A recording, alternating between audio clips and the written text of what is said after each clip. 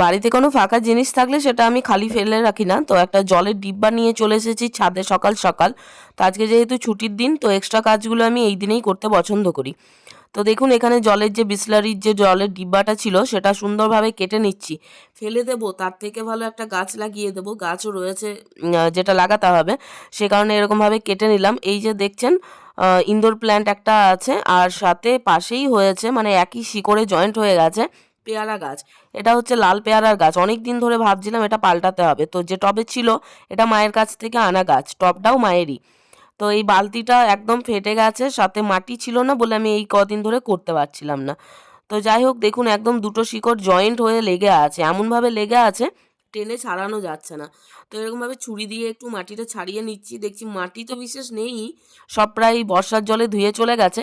শুধুমাত্র আছে তো দুটো শিকড় একদম লেগে গেছে, মনে হচ্ছে একটা শিকড় থেকে আরেকটা শিকড়ে টেনে রস সব নিয়ে নিচ্ছে। তো যাই হোক খুব কষ্ট করে এরকমভাবে টেনে টেনে টেনে টেনে ছাড়ালাম। ছাড়াতে তো হবেই, কারণ পেয়ারা গাছটা লাগানোর দরকার আছে। পেয়ারা গাছ আমি যেটা ছিল সেটা তো কেটে ফেলেছি, দেখিয়েছিলাম। তো এই পেয়ারা গাছটা পিছনে লাগাবো। তো মাটিটা ছাড়িয়ে রেখেছি। দেখুন আমার ফুল গাছে প্রচুর ফুল ফুটেছে এই মুহূর্তে। তো এই যে চন্দ্রমল্লিকা, সাথে কাটা মুকুট, সাথে গাঁদা। তো ফুল যা আছে আছে, আরও এক্সট্রা ফুল গাছ বাজার থেকে কিনে এনে লাগাতে হবে। আমার গলা শুনে বুঝতে পারছেন শরীর খুব খারাপ। হ্যাঁ, রিসেন্ট অবস্থা, ওই মেলা থেকে আসার পর শরীর খুবই খারাপ, জ্বরের মধ্যেই পড়ে আছি। তো যাই হোক ফুল গাছগুলো কেমন লাগছে অবশ্যই কমেন্টে জানাতে ভুলবেন না।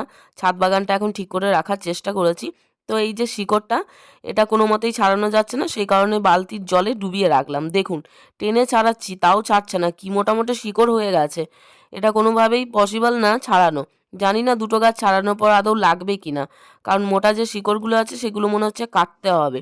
তাছাড়া অপশান নেই, কারণ যাতেই লাগাবো এত মোটা শিকড় কিন্তু থাকবে না। মানে হচ্ছে না, এত ছোট পাত্র হয়ে যাচ্ছে, মনে হচ্ছে বড় বালতির মধ্যে দিতে হবে। তো শিকড়গুলো কিছুটা কেটে নিলাম। তারপর পেয়ারা গাছ আর সাথে এই যে ইনডোর প্ল্যান্টটা আছে সেটাও আলাদা করে এই যে ইনডোর প্ল্যান্টটা এই টবের মধ্যে দিয়ে দিলাম। দিয়ে দেওয়ার পর পিছন দিকে চলে এসেছি পেয়ারা গাছটা নিয়ে। দিদাকে বলেছিলাম গর্ত করে রাখতে, উনি গর্ত করে রেখে দিয়েছেন দুদিন আগে। জলও দেওয়া হচ্ছিল, সেই কারণে নরম ছিল। আর এখানে জাম গাছটা আছে সেটা অনেকটা ছড়িয়ে গেছে, কিছুটা ডাল কেটে দিলাম। এখন তো আর জামের ফুল আসার টাইম না, অসুবিধে নেই। আর জাম গাছে দেখছি যে শুঁয়োপোকাতে পাতাগুলো খেয়েছে, কি করে খেয়েছে কি জানি।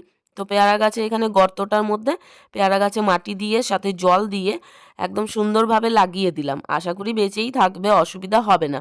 আর এই সময় গত বছরকে জাম গাছটাও লাগিয়েছিলাম, লেগে গেছে সুন্দরভাবে। তো জল দিয়ে তারপর পিছন থেকে আবার মাটি নিয়ে এসেছি, দিদা এনে রেখেছিল। সেই মাটি দিয়ে এই ইনডোর প্ল্যান্টটা অনেকটা